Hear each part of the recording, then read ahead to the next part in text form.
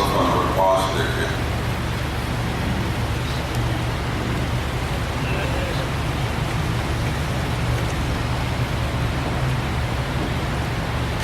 سورہ بقرہ کی آیت نمبر 14 سے 16 تک۔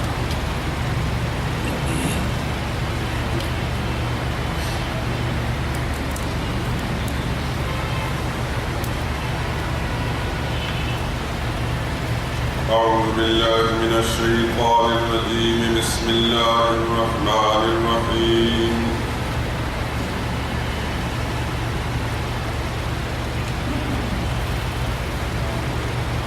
وإذا لقوا الذين آمنوا قالوا آمنا وإذا خلوا إلى شياطينهم قالوا إنا معكم إنما نحن مستهزئون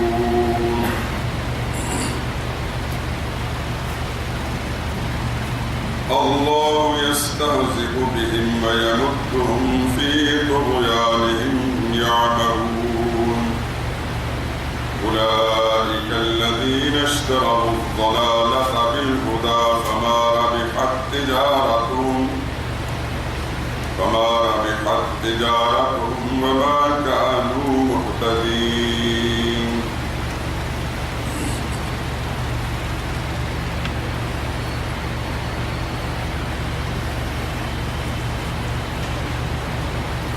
وإذا لقوا الذين آمنوا اور جب ملاقات کرتے ہیں ایمان والوں سے قالوا آمنا تو کہتے ہیں کہ ہم ایمان لے آئے ہیں وَإِذَا خَلَوْا إِلَىٰ شَيَاطِينِهِمْ اور جب تنہا ہوتے ہیں اپنے شیطانوں کے پاس قالوا إِنَّا مَعَكُمْ تو کہتے ہیں یقیناً ہم تمہارے ساتھ ہیں إِنَّمَا نَحْنُ مُسْتَهْزِئُونَ بات یہی ہے کہ ہم تو استہزاء کرتے تھے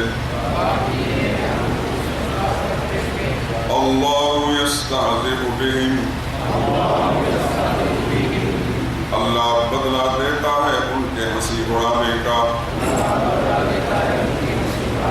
وَيَمُدُّهُمْ اور ان کو کھینچتا ہے فِي طُغْيَانِهِمْ ان کی سرکشی میں یعمہون کہ وہ عقل کے اندھے ہیں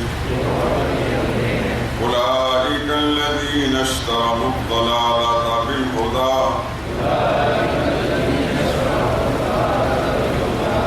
یہ وہی لوگ ہیں جنہوں نے خرید لی گمراہی ہدایت کے بدلے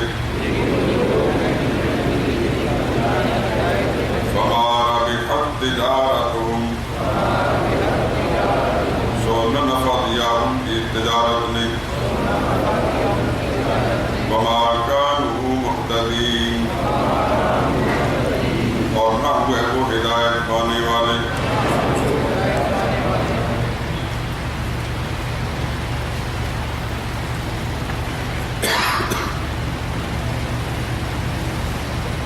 جیسا کہ آپ اس سے پہلے سن چکے ہیں کہ ان آیات کریمہ میں منافقین کا تذکرہ بیان ہو رہا ہے۔ اس سے پہلے بھی ان کی کچھ خباصتوں کا ذکر کیا گیا اور یہ تیسرے نمبر پر ان کی اس خباصت کا ذکر ہے وَإِذَا لَقُوا الَّذِينَ آمَنُوا قَالُوا آمَنَّا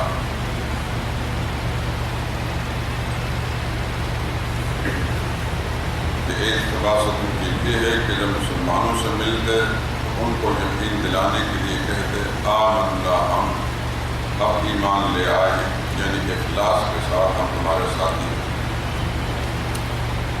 وَإِذَا خَلَوْا لیکن جب الگ ہوتے ہیں إِلَىٰ شَيَاطِينِهِمْ اپنے شیطانوں کے پاس شیطان سے مراد ان کے لیڈر ہیں، ان کے سردار ہیں، ان کو گمراہ کرنے والے، ان کو غلط راستے پر چلانے والے۔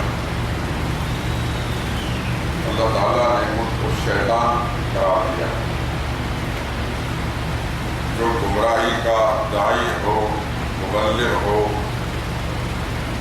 لیڈر ہو، سردار ہو، اللہ نے اس کو شیطان کے لفظ سے پکارا۔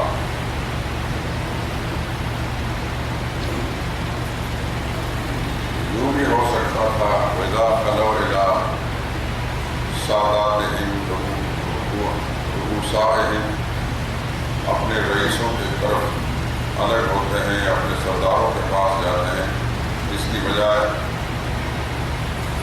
اِذَا خَلَوْا إِلَىٰ شَيَاطِینِهِمْ، اپنے شیطانوں کے پاس۔ منشا یہ ہے کہ ہر وہ شخص جو کسی کی گمراہی کا سبب بنتا ہے، کسی کو غلط راستہ دکھاتا ہے، لیڈ کرتا ہے، لیڈر بن کر غلط راستے پر چلاتا ہے، وہ شیطان ہی ہوتا ہے،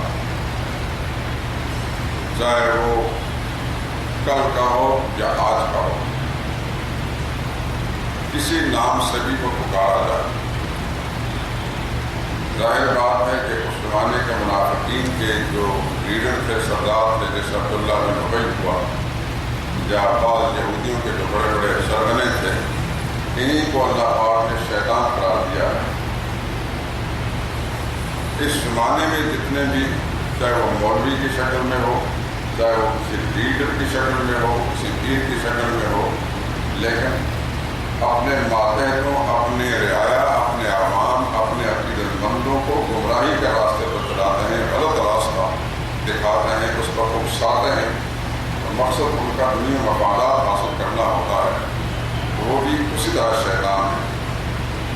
قرآن کریم کے اندر اس قسم کی حرکتیں کرنے والے چاہے انسان ہوں، ان کو اللہ نے شیطان قرار دیا ہے،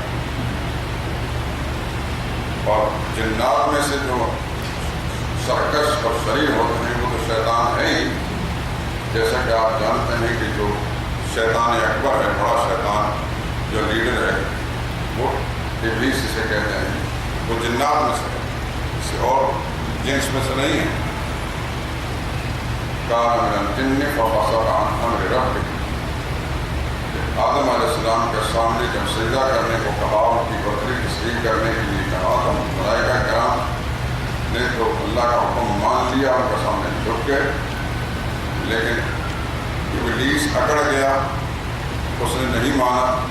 اللہ فرماتے ہیں کیوں نہیں مانا؟ کان من الجن، یہ جنات میں سے تھا، ففسق عن امر ربہ، اپنے رب کے حکم سے باہر حکم عدولی کر دی۔ تو یہ یاد رکھیں کہ ابلیس یہ جنات میں سے ہے، اس کی اصل، اور جتنے بھی اس کی پارٹی کے لوگ ہیں، اس کی نسل کے اسی قسم کے شریک، وہ بھی شیطان ہیں۔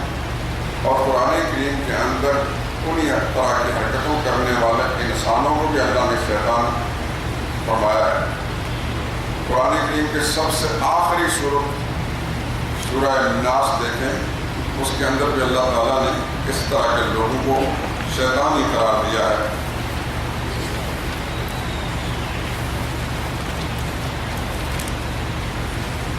جیسے قل اعوذ برب الناس ملک الناس الہ الناس من شر الوسواس الخناس، اے میرے نبی آپ کہہ دیں میں پناہ حاصل کرنا چاہتا ہوں انسانوں کے رب کی، یعنی پروردگار عالم کی، مالک الناس جو لوگوں کا بادشاہ بھی ہے، الہ الناس لوگوں کا ساز اور معبود بھی ہے، کس چیز سے پناہ لیتے ہیں؟ من شر الوسواس، وسوسے پھیلانے والوں کے شر سے، الخناس جو چھپ چھپ کر وسوسہ اندازی کرتے ہیں، الذی یوسوس جو وسوسے ڈالتے ہیں، فی صدور الناس لوگوں کے دلوں میں، من الجنۃ والناس، وہ جنوں میں سے بھی ہے اور انسانوں میں سے بھی۔ تو اب یہ شیاطین کو اللہ تعالیٰ نے دونوں قسم سے قرار دیا، شیاطین الجن والانس، جنوں میں سے بھی ہیں اور انسانوں میں سے بھی ہیں۔ آج بھی کوئی مولوی دنیا میں مفاد حاصل کرنے کے لیے غلط مسئلوں کو بتاتا ہے، اللہ کے قرآن کے خلاف، رسول اللہ صلی اللہ علیہ وسلم کی پاکیزہ تعلیمات کے خلاف، صحابہ کرام رضوان اللہ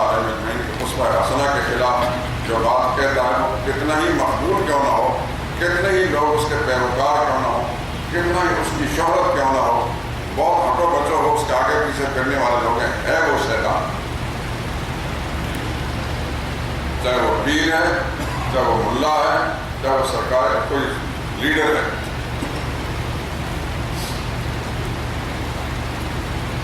ہمارے اس ہندوستان میں، مطلب ہندوستان اس لیے استعمال کر رہا ہوں کہ پاکستان کو بنے 60 سال ہوئے، اس سے پہلے یہ سارا متحدہ ہندوستان میں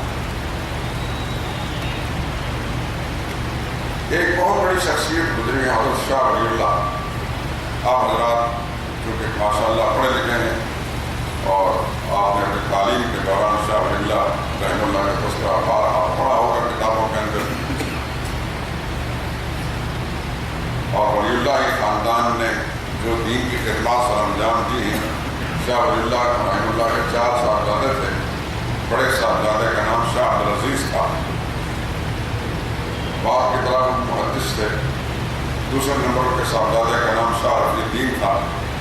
تیسرے وہ مشہور شخصیت شاہ عبدالقادر جن کا نام بار بار آتا ہے قرآن کریم کے ترجمے سلسلے میں، اور چوتھے تھے شاہ عبدالغنی رحمہ اللہ تعالیٰ، اور شاہ عبدالغنی جو چوتھے چھوٹے صاحبزادے تھے، ان کے صاحبزادے تھے شاہ اسماعیل شہید جو بالاکوٹ کے اندر مدفون ہیں۔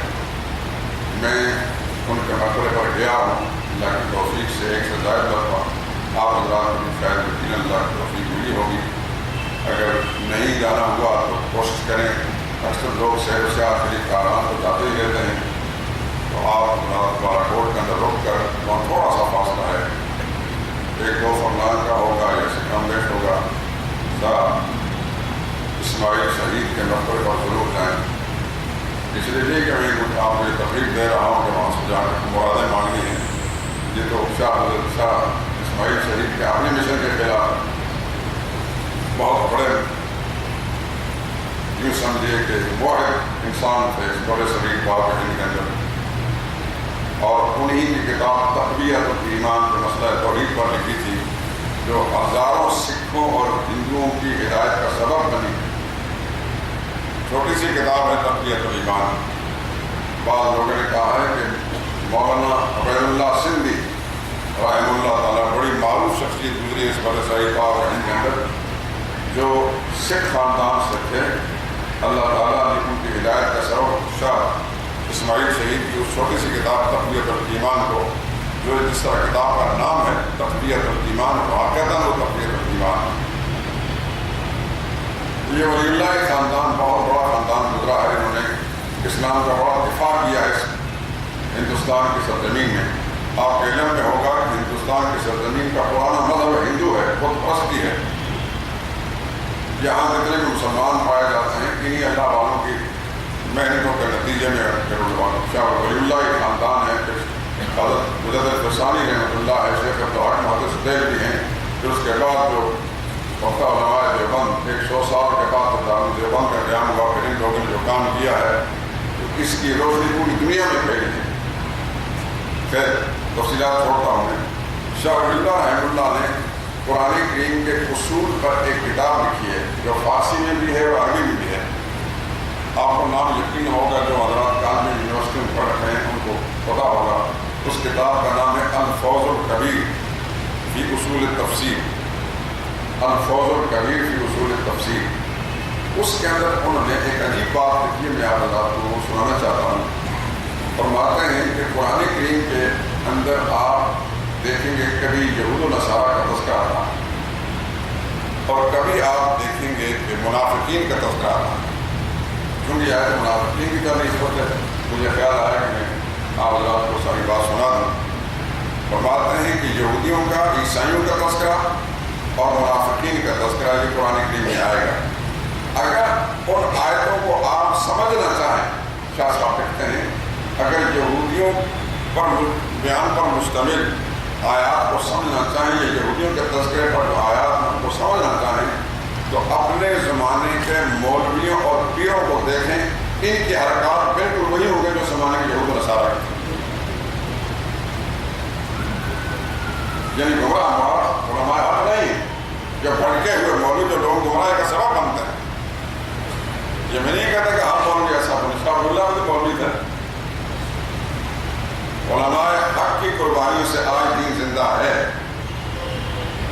انشاءاللہ تا قیامت رہے گا۔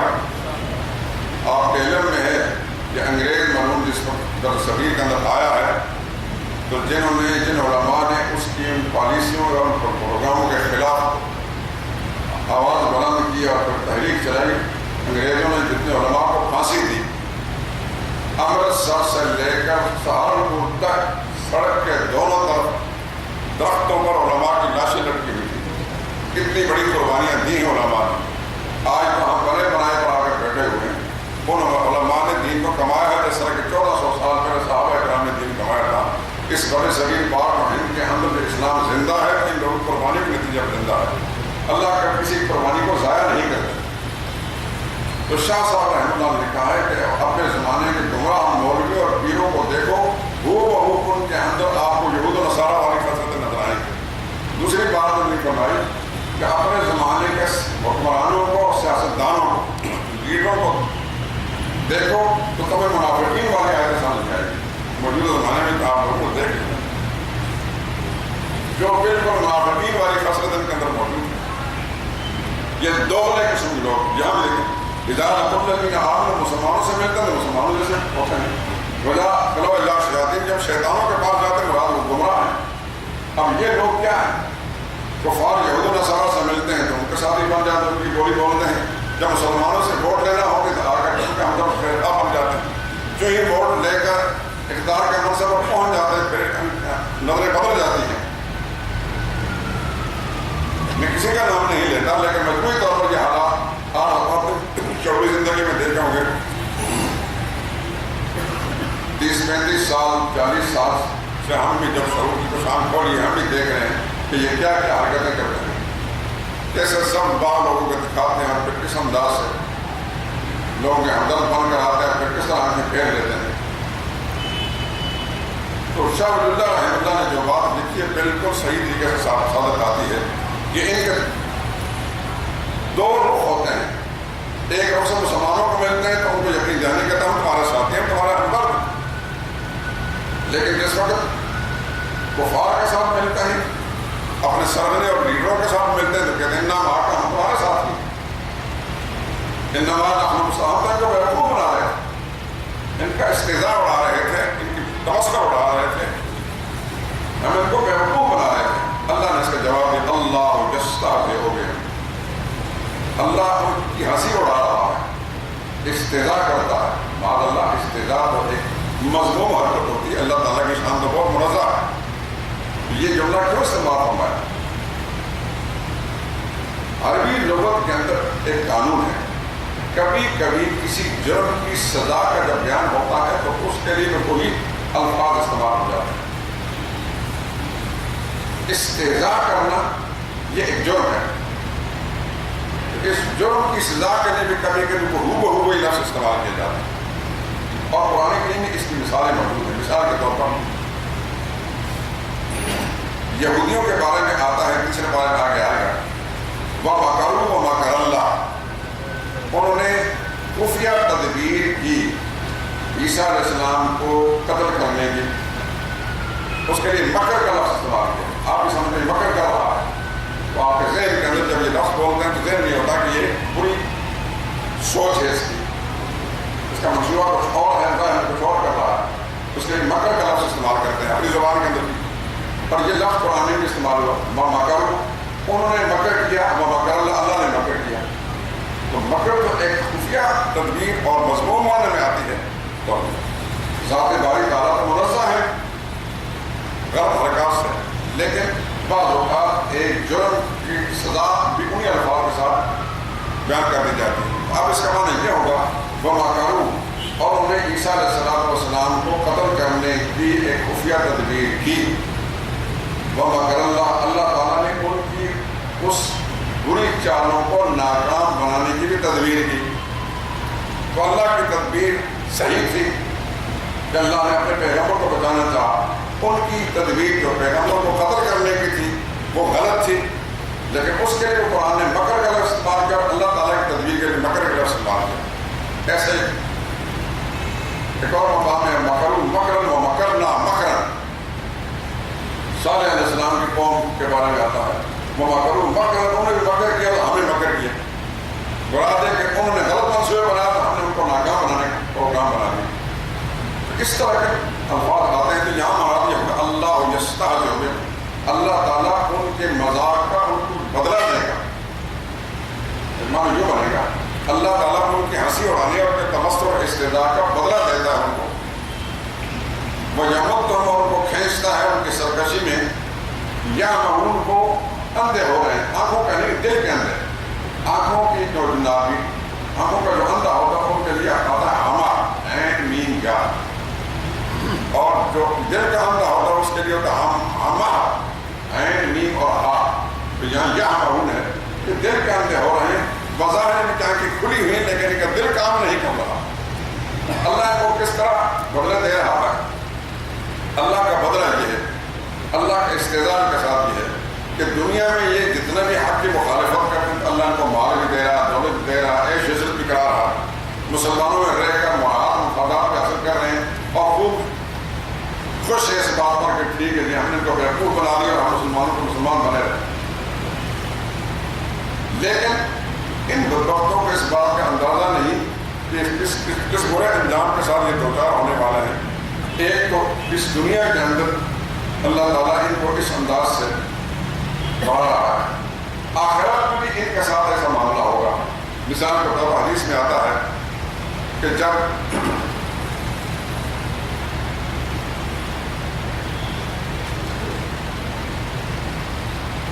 پل صراط پر جا رہے ہوں گے کفار کو پل صراط سے نہیں گزرنا، ان کو پہلے جہنم میں ڈال دیا جائے گا. اہل ایمان کو پل صراط سے گزارنا ہے اور یہ جو منافقین ہیں بظاہر نام نہاد کلمہ گو یہ پل صراط سے گزریں گے. اہل ایمان آگے آگے جائیں گے. جو ہی پل صراط پر پہنچیں گے اچانک ایک اندھیرا آ جائے گا. تو اس وقت اہل ایمان کو اللہ تعالیٰ کی روشنی دیں گے. اس روشنی کے اندر اہل ایمان پل صراط کو پار کر لیں گے. پیچھے پیچھے منافقین آئیں گے اور ان پر وہ اندھیرا چھا جائے گا اور ان کو روشنی ملے گی نہیں. تو یہ آواز دیں گے اہل ایمان کو کہ ان ضرور ذرا ٹھہرو نہ تبس میں نور ہے، ہم تھوڑا سے تمہاری روشنی سے فائدہ اٹھا رہے ہیں. اہل ایمان نے پھر جو بنا کو پیچھے جا کر وہاں سے روشنی لاؤ. بس وہ اس طرح اس سوچ بچار میں ہو گئے. فاضورے کا بین ہم باہر ایک دم درمیان ایک دروازہ آ جائے گا. دروازہ کے اندر کی طرف جہاں اہل ایمان جائے اور اس قدر اللہ کی رحمت ہوگی اور کس طرف یہ منافقوں کو خدا کا عذاب ہوگا. نکالے ذرا سورہ حدید کی آیت نمبر 13 27 پارہ ہے سورہ حدید 27 پارہ کی آخری سورت ہے. آیت نمبر 13 میرے پاس صفحہ 699 ہے، آپ کے پاس پتہ نہیں 715. دیکھیں کیسا نقشہ کھینچا ہے اللہ پاک. نام بھی منافقین کا. یوم یقول المنافقون والمنافقات، جس دن کہیں گے منافق مرد منافق عورتیں للذین آمنوا ایمان والوں سے کہیں گے انظرونا تھوڑا سا ہمارا انتظار کرو، نقتبس من نورکم ہم بھی کچھ روشنی لے لیں تمہاری روشنی سے. قیلا تو انہیں کہا جائے گا کہ جاؤ وراءکم واپس چلے جاؤ، فالتمسوا نورا وہاں سے جا کر روشنی لاؤ.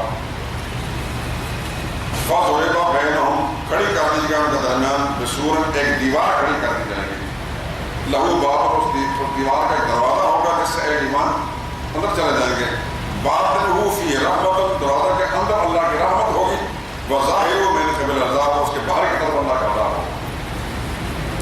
یہ ہے اللہ کی طرف سے ان کے لیے ایک قسم کا استہزاء. بڑے خوش خوش جائیں گے کہ ہم بھی ایک دم دروازہ دیوار کھڑی کر دی جائے گی اور اللہ کا عذاب مبتلا ہو جائے. تو یہ اللہ کی طرف سے ایک سزا ہے اس کی ان کے استہزاء کی. قرآن کریم کے اندر حدیث طیبہ میں اور بہت ساری چیزیں ایسی میں نے نمونے کے طور پر آپ حضرات یہ بات عرض کر دی کہ اللہ ان کے استہزاء کا بدلہ دیتا ہوں. دنیا کے اندر عیش عشرت کرتے ہیں سمجھتے ہیں کہ آخرت میں یہی ایسے ہوگی، وہاں دھر لیے جائیں گے اچانک. اولئک الذین اشتروا الضلالۃ، یہ وہی لوگ ہیں جنہوں نے گمراہی خرید لی ہے ہدایت کے بدلے. اللہ اللہ کے پیغمبر ان کے سامنے قرآن اللہ کی طرف سے ہدایت کے سرچشمہ لے کر آئے تھے، نبی کی ہر بات ہدایت تھی، اس کا مذاق اڑایا، اس کا انکار کیا، اس میں شک کیا، قرآن کی بات نہ مانی، نبی کی بات نہ مانی، تو ہدایت جو ان کے سامنے پیش کی اس کی بجائے انہوں نے گمراہی لے، اس کے لیے اشتراک کا لفظ ہوتا ہے، انہوں نے خرید لی گمراہی ہدایت کے بدلے میں۔ تو خرید و فروخت جو ہوتی ہے، انسان خرید و فروخت کرتا ہے نفع اٹھانے کے لیے، فائدے کے لیے تجارت کرتا ہے۔ اللہ فرماتے ہیں فما ربحت تجارتہم، ان کی اس تجارت میں ان کو کوئی فائدہ نہیں ہے۔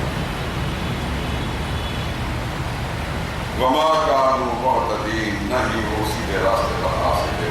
منافقین، جیسا میں نے شروع بتایا تھا کہ 13 آیات کے اندر منافقین کی فصل بیان کی جاتی ہے۔ منافق سب سے زیادہ مضر ہوتا ہے مسلمان کے لیے، اسلام کے لیے اور اسلامی تعلیمات کے لیے۔ سب سے زیادہ خطرناک ٹولہ جو ہے منافقین، اس کا پہچاننا مشکل ہوتا ہے۔ یہ مارے آستین ہوتے ہیں، لیکن ایک سانپ سامنے پھیر رہا ہے، آپ اس سے بچ بھی سکتے ہیں، اس کو مار بھی سکتے ہیں۔ جو سانپ آپ کے آستین میں چھپ چکا ہے وہ تو آپ کو یقین ڈسے گا۔ مسلمانوں کے صف میں گھسے ہوئے جو منافقین ہیں، یہ کھلا کھلا کفار کے مقابلے زیادہ خطرناک ہوتے ہیں۔ کسی کی پیشانی پر یہ اللہ نے نہیں لکھا کہ یہ کافر ہے، یہ مسلمان ہے، یہ منافق ہے، ایک ہی جیسی شکلیں ہوتی ہیں، لیکن ان کے اندر کی کیفیت جس کو اللہ جانتا ہے، اندر کی کیفیت کبھی کبھی ان کے اعمال سے ظاہر ہوتی ہے، پتہ چلتا ہے کہ یہ مسلمان نہیں، منافق۔ ان کی گفتار سے ظاہر ہوتی ہے، ان کی عادات سے ظاہر ہوتی ہے۔ اپنے زمانے کے نام نہاد دانشور، یہ ترقی پسند، یہ روشن خیال، ان کی ایک ایک حرکات کو آپ دیکھیں گے تو آپ کو بالکل قرآن کی سچائی اور صداقت سامنے آئے گی۔ واقعتاً اللہ پاک نے جو کچھ نقشہ کی جائیں گا یہ اسی قسم کا بسدار ہے۔ اللہ تعالیٰ ہم سب کے دین ایمان کی حفاظت فرمائے۔ دنیا میں جیسے کیسے گزر ہی جائے گی،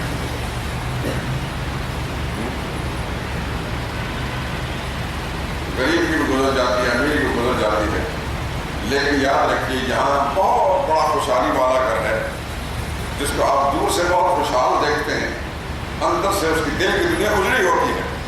یاد رکھیں یہ دل جو ہے، اس کا اطمینان سب سے بڑی دولت ہے انسان کے پاس۔ دنیا کا مال کوئی چیز بھی نہیں ہے، دنیا کے اقدار کوئی چیز بھی نہیں ہے، سب سے بڑی اللہ کی نعمت ہے اطمینان، سکون۔ وہ سکون دولت سے نہیں ملتا، عہدے سے نہیں ملتا، اقتدار سے نہیں ملتا، جتھے اور قبیلے سے نہیں ملتا، یہ اللہ کی خاص نعمت ہے۔ اللہ تعالیٰ اس کو دیتے جس سے اللہ تعالیٰ راضی ہوتا ہے۔ بظاہر جن کو آپ دیکھتے ہیں کہ بڑے خوشحال ہیں، بڑے بنگلوں والے ہیں، کوٹھے والے ہیں، کاروں والے ہیں، بن بیرس والے ہیں، مربوں والے ہیں، آپ نہیں جانتے کہ وہ رات کو ملی فائل کھا کر سوتے ہیں، باہر گولی کھا کر سوتے ہیں، ان کو دنیا بھر کی نعمت ان کے سامنے ہوتے ہیں، کھانا نصیب نہیں ہوتا ہے، اگڑی ہوئی سبزی ہے اس قسم کی نہیں کھاتے۔ یہ اللہ تعالیٰ کی طرف سے ایک سزا ہو۔ فارسی میں شیخ شادی نے ایک بڑی عجیب بات کہی ہے، گدارا جو حاصل شود نان شام، جو نہ خوش بخصبت کے سلطان شام۔ کہتے ہیں جو گدا سے مراد اللہ کا بندہ، اللہ کے در کا فقیر، جو اللہ کے ساتھ دو لگائے، کہتے ہیں کہ اس کو ایک وقت کھانا مل جاتا ہے، شام کو کھانا مل جاتا ہے، تو کچے فرش پر اینٹ کا تکیہ لگا کر یوں ایسا خاموشی سے سوتا ہے کہ شام کے بادشاہوں کو بھی ایسے خوبصورت نیند نہیں آتی، نرم گرم بستر پر ان کو نیند نہیں آتی، یہ کچے فرش پر اینٹ کا تکیہ لگا کر سوتا ہے۔ اصل اطمینان اور اصل بادشاہ تو یہ ہے۔ یہ دنیا کا مال کوئی چیز بھی نہیں میرے دوستوں۔ خدا ہم نے کچھ اپنی رحمتوں سے نواز دے، یہ دعا کیا کرے خدا کسی کا محتاج نہ کرے، دست نگہ نہ کرے، لیکن ایسا مال خدا کسی کو نہ دے جو مال وبال جان بن جائے، جیسا قارون کو خدا نے مال دیا تھا۔ قارون کا تذکرہ قرآن کی 20ویں پارے میں آئے گا انشاءاللہ، آپ دیکھیں گے کہ قارون وقت ختم ہو گیا۔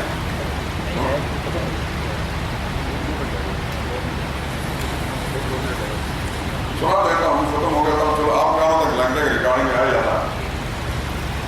اللہ نے اتنا مال دیا تھا، ما ان مفاتحہ لتنوء بالعصبہ۔ اللہ فرماتے ہیں کہ اس کے خزانوں کے کمرے جو تھے ان کی چابیاں اتنی زیادہ تھیں کہ کئی جمع تک مل کے اٹھاتی تھی۔ سوچئے کہ جن کے خزانوں کی چابیاں اتنے زیادہ ہوں کہ کئی جمع تک مل کر اس کو اٹھانے والی ہوں، ان کے تالے اور کمرے کتنے ہوں گے۔ ایک دن تو اپنے شان و شوکت سے باہر نکال ہی لیے، اپنی آنکھوں سے دیکھ لیں سورہ قصص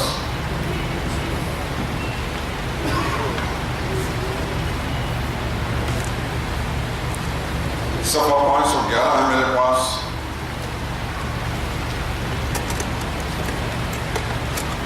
بلکہ صفحہ 510 سے شروع کریں، یہ آیت نمبر 76 ہے۔ ریکارڈنگ میں آیت سن لیا۔ ان قارون کان من قوم موسیٰ، 524، قارون موسیٰ علیہ السلام کے قوم کا آدمی تھا، یعنی بنی اسرائیلی تھا۔ فبغى علیہ، شرارت کرنے لگا۔ وآتیناہ من الکنوز، ہم نے اس کو اتنے خزانے دیے تھے، ما ان مفاتحہ لتنوء بالعصبہ، کہ اس کی کنجیاں اٹھانے والے تھک جاتے تھے، جماعتیں تھک جاتے تھے، پوری قوہ طاقتور آدمی تھک جاتے تھے۔ اس قال له قومہ لا تفرح، قوم نے کہا اطراء، جب بات آتا ہے بہت سے لوگ غرور تکبر سے پھر انسان کا انسان نہیں سمجھتے، مت اطراء ان اللہ لا يحب الفرحین، اترانے والے کو اللہ پسند نہیں کرتے۔ اور یہ فرمایا احسن کما احسن اللہ علیک، اللہ نے تیرے ساتھ جو بھلائی کی ہے تو بھی اللہ کے مخلوق کے ساتھ بھلائی کر، ملک میں فساد نہ کر۔ قال انما اوتیتہ علی علم، کہنے لگا مجھ پر کسی کا کوئی احسان نہیں، یہ تو میرا اپنا ذاتی کمال ہے، اپنی خوبی اور کمال کے ساتھ میرے پاس مال و دولت خزانہ آیا ہے۔ فخرج علی قومہ، میں صرف اصل مضمون سنا رہا ہوں، ساری آیتوں تفصیل سنا رہا ہوں۔ فخرج علی قومہ فی زینہ، آیت نمبر 79۔ ایک دن نکلا اپنے قوم کے سامنے بڑے ٹھاٹ کے ساتھ، قال الذین یریدون الحیاۃ الدنیا، ہماری طرح کے دنیا کے طلبگار تھے، انہوں نے دیکھا بڑے شان و شوکت سے نکلا، کہنے لگے یا لیت لنا مثل ما اوتی قارون، بڑا ہی خوش قسمت آدمی، کاش ہم بھی ایسے ہوتے، یہ بڑا نصیب والا ہے، بڑا لکی ہے، کاش ہم بھی ایسے ہوتے۔ یہ دنیا داروں کی بات ہے، دنیا کے طلبگاروں کی بات ہے۔ انہ لذو حظ عظیم، یہ بڑی قسمت والا ہے۔ وقال الذین اوتوا العلم، اللہ نے جن کو عقل دی تھی، علم دیا تھا، کہنے لگے ویلکم، وہ بد نصیبو، ثواب اللہ خیر، جو اللہ کا دیا ہو سب سے بہتر ہے، ایمان والا اور عمل صالح کرنے والا۔ چنانچہ اللہ فرماتا فخسفنا بہ وبدارہ الارض، پھر ہم نے دھسا دیا اس قارون کو، اس کے سارے گھر کو زمین کے اندر سارے خزانے کر دیا۔ فما کان لہ من فئۃ ینصرونہ، کوئی جماعت پھر نہ اس کی مدد کو پہنچی اللہ کے سوا، ما کان من المنتصرین، اور نہ ہی وہ بدلا لے سکا۔ وَأَصْبَحَ الَّذِينَ تَمَنَّوْا مَكَانَهُ بِالْأَمْسِ، کل کو جو لوگ تمنا کرتے تھے کاش ہم بھی ایسے ہو جاتے، یہ بڑی قسمت والا ہے، کہنے لگے وَيْكَأَنَّ اللَّهَ يَبْسُطُ الرِّزْقَ، اب وہ پچھتانے لگے، افسوس کرنے لگے، ہائے خرابی، اللہ کھول دیتا ہے رزق جس کے لیے چاہے، اپنے بندوں سے جس کے لیے چاہے تنگ کر دیتا ہے۔ وَلَوْلَا أَن مَنَّ اللَّهُ عَلَيْنَا، اگر اللہ کا احسان ہم پر نہ ہوتا تو ہم تو اس جیسا بننے کی تمنا کر رہے تھے، لَخَسَفْنَا، ہمیں بھی خدا تعالیٰ زمین میں دفع دیتا۔